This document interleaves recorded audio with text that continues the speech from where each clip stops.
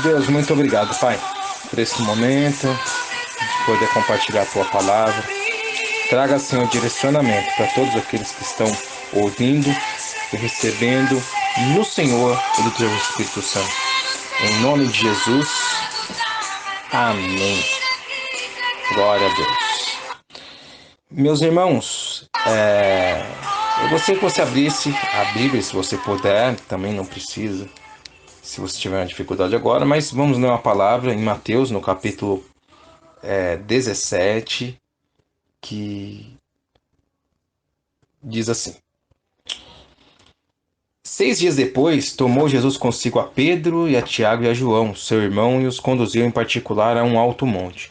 E transfigurou-se diante dele, e o seu rosto resplandeceu como o sol, e as suas vestes tornaram brancas como a luz. E eis que lhes apareceram Moisés e Elias falando com ele. Pedro respondendo disse a Jesus: Senhor, é bom estarmos aqui. Se queres, façamos aqui 3 cabanas, um para ti, um para Moisés e um para Elias. Olha só, presta bem atenção. No original, a Bíblia não é dividida em capítulos e versículos. Isso foi feito depois, nos anos de 1227 a 1551. Portanto, o último versículo do capítulo 16, nós lemos o capítulo 17, mas o último versículo do capítulo 16 do Evangelho de Mateus faz parte da narrativa do capítulo 17 que nós lemos. Naquele versículo, Jesus garante aos seus discípulos que alguns deles não passariam pela morte antes que vissem Jesus em seu reino. Pedro, Tiago e João são os privilegiados. Eles são levados a um alto monte e Jesus é transfigurado diante deles. A palavra no original se diz metamorfose.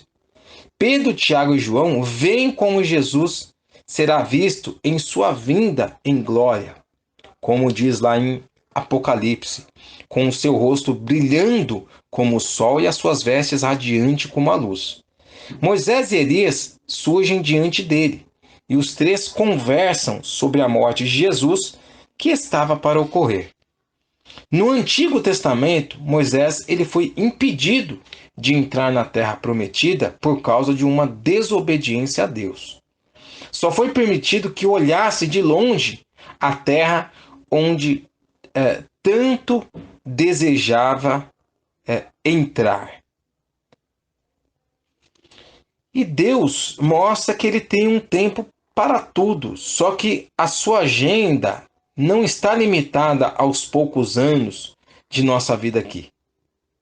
O incrédulo, ele vive no desespero de realizar seus planos no curto espaço de uma vida.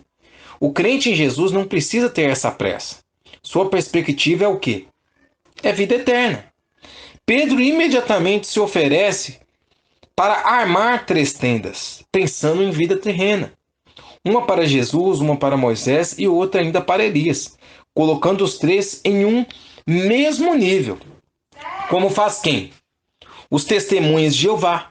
Imediatamente, uma nuvem resplandece e surge, e dela sai uma voz que diz: Este é o meu filho amado, em quem me agrado. Ouçam-no. Olha só. Então, mostrou que Deus chamou, totalmente diferente de Moisés e de Elias, ele chamou Jesus de filho. Então os discípulos se prostraram no chão e quando abrem os olhos, só vem quem? Jesus. Moisés e Elias eram servos de Deus. Jesus é o unigênito Filho de Deus, o único homem gerado por Deus. Jesus é ao mesmo tempo Deus e homem, a expressa imagem da divindade, o único sem começo e sem fim. Será que você é daqueles que tentam colocar Jesus no mesmo plano dos grandes homens e filósofos da história da humanidade ou compara ele a algum tipo de santo? Por mais gratificante que tenha sido a experiência dos discípulos diante de Jesus transfigurado, eles agora precisam descer da montanha e encarar o quê? Encarar a vida do jeito que ela é. E é isso que eu quero compartilhar com você. Você precisa encarar a sua vida do jeito que ela é. com batalha, com tristeza, com problemas, com enfermidade. Tem pessoas que eu não dá para entender. Ah, eu não vou entrar nisso porque vai me dar uma batalha espiritual. Querido, a partir do momento que você entregou a sua vida a Cristo, você já está participando dessa batalha. Na verdade, essa batalha já existia, só que você não sabia que você enfrentava ela. Você não sabia. Só depois que você entregou a sua vida ao Senhor Jesus, que você teve o discernimento espiritual, você descobriu que você faz parte dessa batalha. Um exemplo disso é a continuação desse capítulo. Agora, os discípulos que não queriam o difícil, eles acompanham Jesus na descida do monte, onde ele tinha se transfigurado naquele momento que os discípulos, que nós acabamos de comentar, que os discípulos tiveram toda aquela experiência de Jesus, Moisés e Elias. Olha agora, tudo aquilo era real, mas fazia parte do mundo invisível, uma outra dimensão.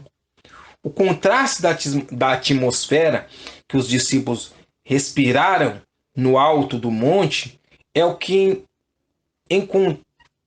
encontram quando chegam lá embaixo, na evidência. Um pai se aproxima desesperado pedindo a Jesus que tivesse misericórdia do seu filho. Então, este mundo imerso em trevas, pecado e morte não é nenhuma Disneylândia. Olha aqui, a vida do cristão também não é livre de sofrimento e de batalha. Todos nós temos problema. A diferença é que quem tem a Cristo tem uma perspectiva eterna e a certeza do seu destino. A certeza que vai ver a face de Cristo resplandecer como o sol e suas vestes brilhando como a luz. O incrédulo não tem isso. Para o incrédulo, o futuro é um lugar escuro e incerto. O filho enfermo daquele homem, quando Jesus desce do monte e encontra aquele homem que procura por Jesus, era controlado por um demônio, que ora o lançava na água, ora no fogo. Dois extremos. O garoto é levado a Jesus e imediatamente é curado. Se você ainda não foi a Jesus, continuará sendo lançado de um lado outro como aquele jovem. Ouça o que o apóstolo Paulo disse aos cristãos de Éfeso, ao explicar o que realmente controlava a vida deles antes de se converterem. Ele diz assim: vocês estavam mortos em suas transgressões e pecados, quando seguiam a onda deste mundo, o príncipe dos poderes do ar, o espírito que agora atua nos que vivem em desobediência. Ou seja, esse mesmo espírito está agindo naqueles que são desobedientes. Desobedientes à palavra, desobedientes ao pastor. Antes, todos nós também vivíamos assim, satisfazendo a vontade da nossa carne e seguindo nossos desejos e pensamentos. Agora eu paro e te faço uma pergunta de reflexão. Sua vida é assim? A sua bússola é a opinião pública? Qual que é o seu norte? O seu norte são os seus pensamentos, o seu objetivo da sua vida. É o quê? É satisfazer os seus instintos? Porque tem muitos que estão assim, satisfazendo os seus instintos e desobedecendo a palavra de Deus. Desobedecendo a palavra de Deus. É tão sério isso, porque o que nós esperamos como pastor, eu vou falar para você o que o pastor espera. Sabia que o pastor espera que as pessoas venham pedir um conselho, como pai espiritual deles, como intercessor deles. Os pastores esperam que a pessoa chegue e fale assim: pastor, o que eu preciso fazer? Pastor, estou passando por isso. O que o senhor acha? O que o senhor pensa? À luz da palavra, o seu pastor vai te dar um aconselhamento. Mas está extinto isso. Sabia que entrou em extinção também esse tipo de pessoa? Hoje as pessoas vão atrás com tudo pronto. Ela já chega, já fala. Na verdade, elas não precisam de um pastor, elas precisam de um psicólogo. Que é o psicólogo que senta lá e a pessoa vomita tudo que ela pensa, que ela acha, né? E depois o psicólogo vai dando alguns toques, alguns conselhos e tal. Mas está em extinção porque... Sabe o que é extinção? Extinção, já viu aquele animal que entrou em extinção?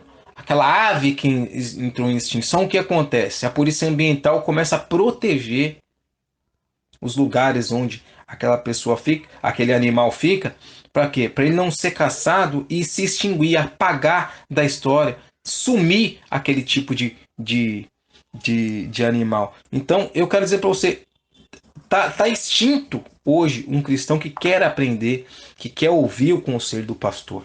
Eles, na verdade, eles já vão com tudo pronto e falam ali o que eles vão fazer e começam a seguir o norte deles.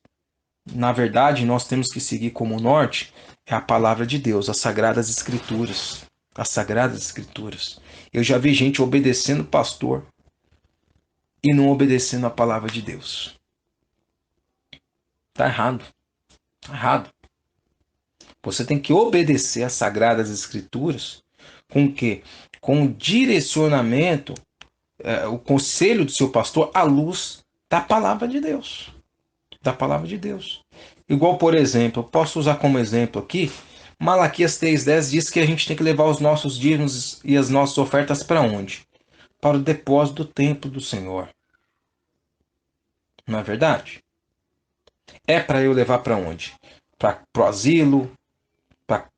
Para, sei lá, para um orfanato? É para eu fazer isso? Não é. Não é. Então alguém que querer falar com você que é para você fazer isso, você está totalmente contra a palavra do Senhor.